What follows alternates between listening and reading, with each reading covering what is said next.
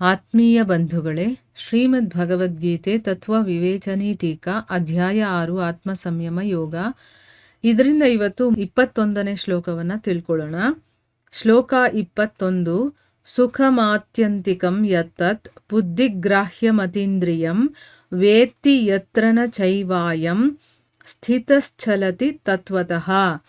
ಅನುವಾದ: ಹಾಗೂ ಇಂದ್ರಿಯಗಳಿಂದ ಅತೀತವಾದ ಕೇವಲ ಶುದ್ಧವಾದ ಸೂಕ್ಷ್ಮ ಬುದ್ಧಿಯ ಮೂಲಕ ಗ್ರಹಿಸಲು ಯೋಗ್ಯವಾದ ಅನಂತವಾದ ಆನಂದವಿದೆಯೋ ಅದನ್ನು ಯಾವ ಅವಸ್ಥೆಯಲ್ಲಿ ಅನುಭವಿಸುತ್ತಾನೋ ಮತ್ತು ಯಾವ ಅವಸ್ಥೆಯಲ್ಲಿ ಸ್ಥಿತನಾದ ಈ ಯೋಗಿಯು ಪರಮಾತ್ಮನ ಸ್ವರೂಪದಿಂದ ಎಂದಿಗೂ ವಿಚಲಿತನಾಗುವುದಿಲ್ಲವೋ.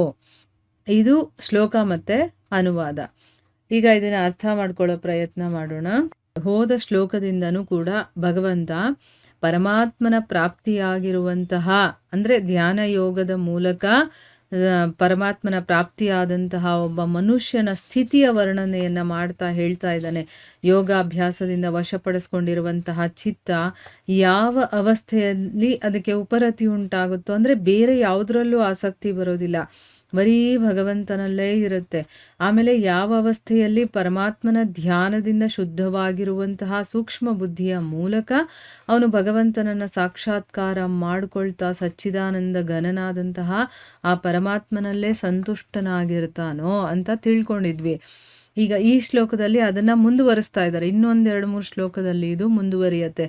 ಅವನ ಒಂದು ಸ್ಥಿತಿ ಹೇಗಿರುತ್ತೆ ಅಂತಂದ್ಬಿಟ್ಟು ಇಲ್ಲಿ ಹೇಳ್ತಾರೆ. ಈ ಶ್ಲೋಕದಲ್ಲಿ ಇಂದ್ರಿಯಗಳಿಂದ ಅತೀತವಾಗಿರುವಂಥ ಮತ್ತು ಕೇವಲ ಶುದ್ಧವಾದಂತಹ ಸೂಕ್ಷ್ಮ ಬುದ್ಧಿಯ ಮೂಲಕ ಗ್ರಹಿಸೋದಕ್ಕೆ ಯೋಗ್ಯವಾಗಿರುವಂಥ ಅನಂತವಾದಂಥ ಆನಂದ. ನಾವು ಏನು ಆನಂದ ಸುಖ ಅಂತ ಅಂದ್ಕೊಂಡಿದ್ದೀವೋ ಅದು ನಿಜವಾದ ಆನಂದ ಸುಖ ಅಲ್ಲ, ಅದು ಕ್ಷಣಿಕ ಮಾತ್ರ. ಆದರೆ ಅನಂತವಾದ ಆನಂದ, ಸದಾ ನಾವು ಸಂತೋಷವಾಗಿರುವಂಥ ಒಂದು ಸ್ಥಿತಿ ಇದೆ. ಅದು ಸೂಕ್ಷ್ಮ ಬುದ್ಧಿಯ ಮೂಲಕ ಮಾತ್ರ ಗ್ರಹಿಸೋದಕ್ಕೆ ಸಾಧ್ಯ. ಅದಕ್ಕೋಸ್ಕರನೇ ನಮ್ಮ ಮನಸ್ಸು, ನಮ್ಮ ಇಂದ್ರಿಯಗಳನ್ನು ಕಂಟ್ರೋಲ್ ಮಾಡಿ ಅದನ್ನು ನಮ್ಮ ಹಿಡಿತದಲ್ಲಿ ಇಟ್ಕೊಂಡಾಗ, ನಮ್ಮ ಬುದ್ಧಿಯನ್ನು ಶುದ್ಧ ಮಾಡಿಕೊಂಡಾಗ, ನಮ್ಮ ಇಂದ್ರಿಯಗಳನ್ನು ಶುದ್ಧ ಮಾಡಿಕೊಂಡಾಗ ಆ ಅವಸ್ಥೆಗೆ ನಾವು ತಲುಪ್ತೀವಿ. ಆ ಅನಂತವಾದ ಆನಂದದ ಒಂದು ಗ್ರಹಿಕೆ ನಮಗೆ ಸಾಧ್ಯವಾಗುತ್ತೆ. ಅದನ್ನು ಯಾವ ಅವಸ್ಥೆಯಲ್ಲಿ ಅನುಭವಿಸ್ತಾನೋ ಮತ್ತು ಯಾವ ಅವಸ್ಥೆಯಲ್ಲಿ ಸ್ಥಿತನಾದಂತಹ ಆ ಯೋಗಿ ಪರಮಾತ್ಮನ ಸ್ವರೂಪದಿಂದ ಯಾವತ್ತೂ ವಿಚಲಿತನಾಗುವುದಿಲ್ಲವೋ, ಯಾವತ್ತೂ ವಿಚಲಿತನಾಗೋದಿಲ್ಲ. ಅಂದರೆ ಏನು, ಒಂದು ಸರಿ ಪರಮಾತ್ಮನ ಒಂದು ಪ್ರಾಪ್ತಿ ಆಯಿತು, ಸಾಕ್ಷಾತ್ಕಾರವಾಯಿತು ಅಂತಂದರೆ ಆಗ ನಮ್ಮ ಮನಸ್ಸು ಎಲ್ಲಿಗೂ ಯಾವತ್ತಿಗೂ ಯಾವ ಕಡೆಗೂ ಅದು ಹೋಗೋದಿಲ್ಲ ಮತ್ತು ವಿಚಲಿತವಾಗೋದಿಲ್ಲ ಅನ್ನೋದು ಇದರ ಅರ್ಥ. ಈಗ ಪ್ರಶ್ನೆ ಏನು ಅಂತ ತಿಳ್ಕೊಳ್ಳೋಣ. ಇಲ್ಲಿ ಸುಖದ ಜೊತೆಗೆ ಆತ್ಯಂತಿಕಂ, ಅತೀಂದ್ರಿಯಂ ಮತ್ತು ಬುದ್ಧಿಗ್ರಾಹ್ಯಂ ಅನ್ನುವಂಥ ವಿಶೇಷಗಳನ್ನು ಹೇಳಿದಾರಲ್ಲ, ಅದು ಯಾಕೆ ಅಂತ ಇಲ್ಲಿ ಪ್ರಶ್ನೆ ಕೇಳ್ತಾ ಇದ್ದಾರೆ. ಉತ್ತರ ಏನಪ್ಪ ಅಂತಂದರೆ 18ನೇ ಅಧ್ಯಾಯದಲ್ಲಿ 36ರಿಂದ 39ನೇ ಶ್ಲೋಕದವರೆಗೆ ಸಾತ್ವಿಕ, ರಾಜಸ ಮತ್ತು ತಾಮಸ ಈ 3 ರೀತಿಯ ಸುಖಗಳ ವರ್ಣನೆ ಇದೆ. ಈಗ ಅಲ್ಲಿ ಏನು ವರ್ಣನೆ ಮಾಡಿದ್ದಾರೆ ಅನ್ನೋದು ನಮಗೆ ಗೊತ್ತಾಗಬೇಕಲ್ವಾ. ಸಾತ್ವಿಕ ಸುಖ ಅಂದರೆ ಏನು, ರಾಜಸ ಸುಖ ಅಂದರೆ ಏನು, ತಾಮಸ ಸುಖ ಅಂದರೆ ಏನು ಅನ್ನೋದನ್ನು ಒಂದು ಸರಿ ತಿಳ್ಕೊಳ್ಳೋಣ. 18ನೇ ಅಧ್ಯಾಯದ 36ನೇ ಶ್ಲೋಕ. ಶ್ಲೋಕದ ಸ್ಟಾರ್ಟಿಂಗ್ ಏನು ಅಂದರೆ ಸುಖಂ ತ್ವಿದಾನೀಂ ತ್ರಿವಿಧಂ ಅಂತ ಬರುತ್ತೆ. ನಾನು ಶ್ಲೋಕ ಓದಲ್ಲ, ಬರೀ ಅದರ ಒಂದು ಅರ್ಥ ಏನು ಅಂತ ಓದ್ತೀನಿ, ಆಯಿತಾ. ಇಲ್ಲಿ ಕೃಷ್ಣ ಹೇಳ್ತಾನೆ ಅರ್ಜುನನಿಗೆ, ಈಗ 3 ರೀತಿಯ ಸುಖವನ್ನು ಕೂಡ ನನ್ನಿಂದ ಕೇಳಿಸ್ಕೋ. ನಾನು ಹೇಳ್ತೀನಿ 3 ರೀತಿಯ ಸುಖ ಯಾವುದು ಅಂತ. ಯಾಕಂದರೆ ಸಾತ್ವಿಕದಲ್ಲಿ ಇರೋವಂಥವ್ರಿಗೆ ಸುಖನೇ ಬೇರೆ ಇರುತ್ತೆ, ರಾಜಸಿಕದಲ್ಲಿರೋವಂಥವ್ರಿಗೆ ಸುಖನೇ ಬೇರೆ ಇರುತ್ತೆ, ತಾಮಸದವರು ಕೂಡ ಸುಖವನ್ನು ಪಡ್ತಾರೆ. ಆದರೆ ಅದು ಹೇಗಿರುತ್ತೆ ಅನ್ನೋದನ್ನು ಕೂಡ ಭಗವಂತ ಹೇಳಿದ್ದಾನೆ.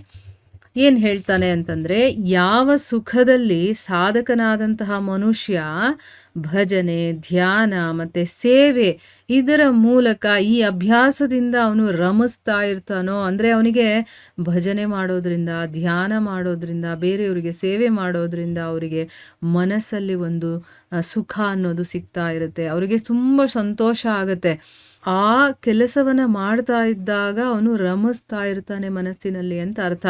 ಮತ್ತು ಯಾವುದರಿಂದ ಎಲ್ಲ ಅವನು ದುಃಖದ ಅಂತ್ಯವನ್ನು ಪಡಿತಾನೋ ನೋಡಿ, ಇದನ್ನೆಲ್ಲ ಮಾಡೋದ್ರಿಂದ ಅವನಿಗೆ ದುಃಖದ ಅಂತ್ಯ ಕೂಡ ಆಗತ್ತೆ. ಸುಖ ಸಿಗುತ್ತೆ, ಮತ್ತೆ ದುಃಖ ಕೂಡ ಅಂತ್ಯವಾಗುತ್ತೆ. ಇಂಥ ಸುಖ ಇದೆಯೋ ಅದು ಏನಂತಂದರೆ ಆರಂಭದಲ್ಲಿ ವಿಷಕ್ಕೆ ಸಮಾನ ಅಂತ ಅನಿಸುತ್ತೆ. ತುಂಬ ಕಷ್ಟ, ಮಾಡೋದಕ್ಕೇ ಕಷ್ಟ. ಈಗ ಧ್ಯಾನ ಮಾಡೋದು, ಭಜನೆ ಮಾಡೋದು ಇದೆಲ್ಲ ಮನಸ್ಸು ಮೊದಲು ಒಪ್ಕೊಳ್ಳೋದಿಲ್ಲ ಅದು. ಯಾಕೆಂದರೆ ಅದು ಐಹಿಕದಲ್ಲಿ ಮುಳುಗೋಗಿರುತ್ತೆ. ಆದರೆ ಸ್ಟಾರ್ಟಿಂಗಲ್ಲಿ ನಮಗೆ ಕಷ್ಟ ಅನಿಸುತ್ತೆ. ಅದನ್ನು ತಂದು ಕೂರಿಸ್ಬೇಕಲ್ಲಿ. ಅದನ್ನು ಕೇಳು ಅಂತಂದ್ಬಿಟ್ಟು ಒಂದು ಸರಿ ಅದಕ್ಕೆ ಇಷ್ಟ ಆಯಿತು ಅಂತಂದರೆ ಆಮೇಲೆ ನಾವು ಈ ರೀತಿ ಸಾಧನೆ ಮಾಡೋದಕ್ಕೆ ಶುರು ಮಾಡಿದಾಗ ನಮ್ಗೆ ಅಡಚಣೆಗಳು ತುಂಬ ಬರುತ್ತೆ. ನಮ್ಮ ಮನೆಯವರಾಗಿರ್ಬೋದು, ಬೇರೆಯವರಾಗಿರ್ಬೋದು, ಇದಕ್ಕೆ ಬೇಕಾದಷ್ಟು ಅಡೆತಡೆಗಳನ್ನು ಮಾಡ್ತಾರೆ. ಆದರೆ ಆರಂಭದಲ್ಲಿ ವಿಷಕ್ಕೆ ಸಮಾನ ಆದರೂ ಕೂಡ ಪರಿಣಾಮದಲ್ಲಿ ಹೇಗಿರುತ್ತೆ? ಅಮೃತದ ಹಾಗಿರುತ್ತೆ. ಅದಕ್ಕೋಸ್ಕರನೇ ಈ ಪರಮಾತ್ಮ ವಿಷಯಕವಾದಂತಹ ಬುದ್ಧಿಯ ಪ್ರಸಾದದಿಂದ ಉಂಟಾಗುವಂಥ ಸುಖವನ್ನು ಸಾತ್ವಿಕ ಸುಖ ಅಂತ ಅನ್ಕೋಬೇಕು. ಅಂದರೆ ಭಗವಂತನ ವಿಚಾರಗಳಲ್ಲೇ ನಮ್ಮ ಮನಸ್ಸು ಇಂದ್ರಿಯಗಳು ತೊಡಗಿರುತ್ತಲ್ಲ, ಅದನ್ನು ಸಾತ್ವಿಕ ಸುಖ ಅಂತ ಹೇಳೋದು. ಈಗ ನಮಗೆ ಸಾತ್ವಿಕ ಸುಖ ಅಂತಂದರೆ ಏನು ಅಂತ ಗೊತ್ತಾಗಿದೆ ಅಲ್ವಾ? ಇನ್ನೂ 2 ಸುಖದ ಬಗ್ಗೆ ನಾವು ಮುಂದಿನ ಭಾಗದಲ್ಲಿ ತಿಳ್ಕೊಳ್ಳೋಣ. ಹರೇ ಕೃಷ್ಣ.